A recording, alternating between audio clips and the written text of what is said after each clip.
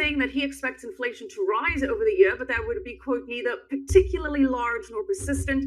And he's saying long term, and I quote, we think the low inflation dynamics that we've seen for the past 25 years are still intact. Now, Peter, you have long been sounding the alarm over looming inflation. So what do you make of those comments, and when do you think we will see that inflation surge? Well, first of all, just going back to Bloomberg, I don't know if you know this, but after, being on Bloomberg for years and forecasting the financial crisis, after the financial crisis occurred and I was, proven right, they banned me from their air. So I haven't been on Bloomberg for close to 10 years. So I haven't been on Bloomberg since 2010 myself. So it has been a while. Yeah. I wasn't banned, but I guess we both left around about the same time. But yeah, right. Look, so basically, you made a lot of correct calls then.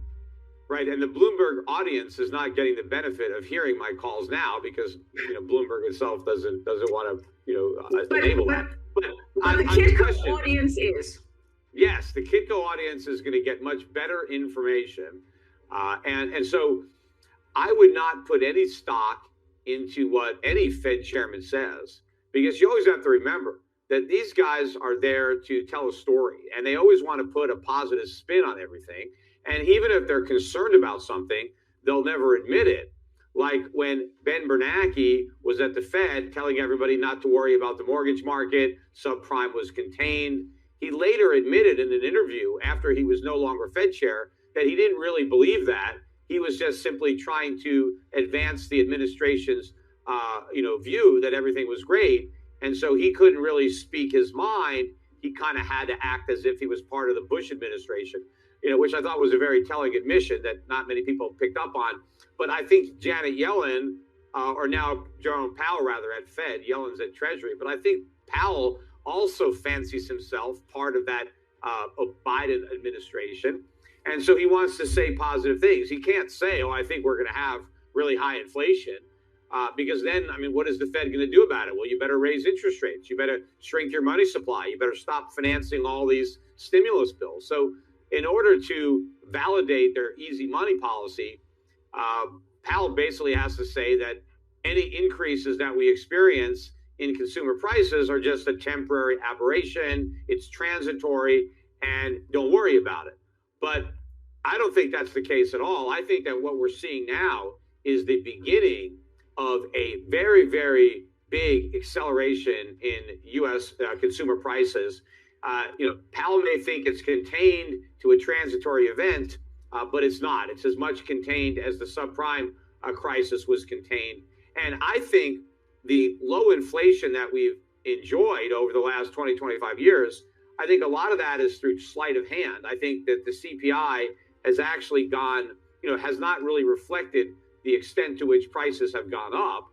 So I think we're understating the increase in consumer prices. But I think a lot of the temporary factors that were kind of mitigating the increases, because America was able to run these huge trade deficits. We were able to export our dollars to countries like China, and China would warehouse the dollars, recycle them into U.S. treasuries, and then replace them with consumer goods. The Chinese were producing all these low-cost consumer goods for Americans to buy, and the rest of the world was helping out. And so these factors were mitigating consumer prices, plus a lot of the liquidity, the inflation that the Fed was creating. It went into the stock market, it went into the real estate market, into the cryptocurrency market, into the bond market. So I think a lot of these bubbles, as they deflate, the money is ultimately going to go into consumer prices, commodities, and things like that. And so we're about to see a tsunami of inflation. And whether the Fed is oblivious to it or just lying about it, there's no way to know. Well, speaking of CPI, again, harking back to my past, I recall one of your very colorful analogies that stuck with me. And you said that having the government control the CPI data is like having the mob give a report on crime. So very effective messaging there, certainly gets the point across. So given we can't really trust the government with regards to the accuracy of where inflation is and where consumer prices are really headed, what do you use to make your assessment to figure out what the real rate of inflation is? And you say we're headed for a tsunami of inflation. When? That is the big question, Peter. When? Yeah, well, in my mind, I think it's already started. You could look at some of these price increases, and they're very spectacular. And, they're just starting to work their way through the system. And again, I don't think we're transitioning or it's transitory unless you're saying we're transitioning from low inflation to high inflation, which is really what's happening. But what you want to look at to understand inflation is you look at the money supply, because it's the money supply that was being inflated. I mean, literally, that's where the word comes from. Inflation is to expand. You inflate, right? When something is inflated, it expands. Prices don't expand. They go up, they go down, but they don't expand. It's money supply that expands. And we have the most expansionary monetary policy in U.S. history. And no other era is even close to what we're doing right now. So this is massive inflation. And so to expect that prices are not going to respond by rising is ridiculous. But then you also have to look at the supply side of the equation, because as the Federal Reserve is dumping all this newly printed money out of the economy, there's actually less stuff for people to buy, because more and more people who used to be engaged in productive activities, whether they were producing goods or providing services, a lot of these people are now sitting at home collecting these government checks. So we're creating more money to buy goods, but we're producing fewer goods to buy. And so how can prices not go way up? I mean, anybody who doesn't think that prices are going to go way up, I mean, just not only don't they understand basic economics, they just don't even have any common sense. Well, Peter, to your point, a lot of people sitting at home collecting unemployment benefits that pay them a lot better than their actual jobs. And of course, we've also got the highest excess savings in U.S. households that we've ever had. There's about $1.6 trillion in excess savings, U.S. savings at multi-year highs. So what happens when the economy is fully opened and all of that pent-up demand is released? I mean, to your point, more money chasing fewer goods. So is that when you expect the surge, when we have full economic opening? Yeah, you remember, a lot of this money that people have saved was sent to them by the government. It's not like they earned more money and just didn't spend some of their increased earnings. The government just handed out this money. And yes, a lot of people haven't been able to spend it yet because they haven't got out of the house. And so they have bought a lot of goods. That's why our trade deficits in merchandise are at all-time record highs. So unemployed Americans have been able to shop on Amazon and buy, products made in China, but there's still a lot of other money that they haven't spent yet that was provided to them by the government. And also, we don't know to what extent are Americans not paying their rent, not paying their mortgages because of these moratoriums, and instead they're just holding on to the cash. So who knows, right? Because if you're told by your landlord, we can't evict you if you don't pay your rent, well, why pay it? I mean, I can live here for free. And so people could be accumulating this cash because they're not paying some of their bills. But yes, eventually, all of this hoarded cash is going to be spent. And if we're not producing more goods and services for the money to be spent on, then all it could do is bid up the prices on the goods and services that already exist. So in this scenario, which you've described before, I mean, you're calling for an unprecedented economic disaster following this unprecedented stimulus, both in the US and globally.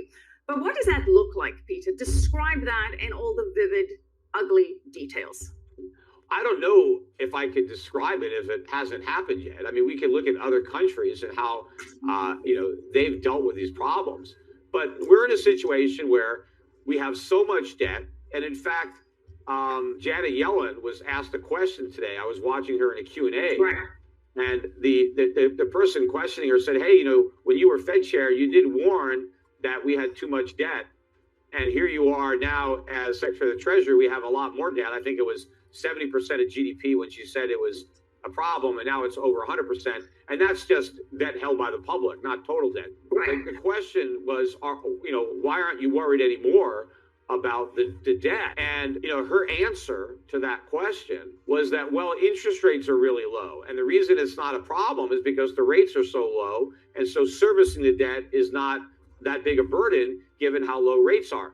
But it's unfortunate that the senator who asked her that question didn't follow up with a better question. What happens when interest rates go up? I mean, isn't it reckless and irresponsible to say we can afford all this debt because temporarily we have these low rates of interest, knowing that the national debt is financed mostly with short-term paper and the government has to constantly roll over these T-bills and they're going to get the prevailing rate.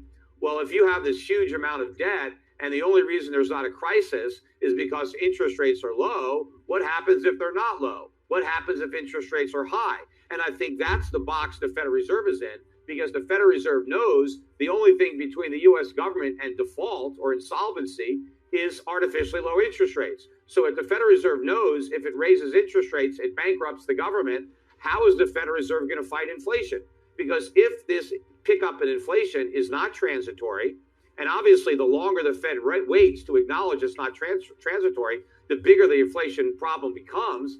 And so if inflation is at 5 or 6 or 7% officially by the time the Fed realizes that it wasn't transitory, how does it fight that inflation without bankrupting the U.S. government? The answer is it can't. So my thinking is, if it can't fight inflation without bankrupting the U.S. government, it won't fight the inflation, which means it bankrupts the U.S. public because it destroys the value of the dollar.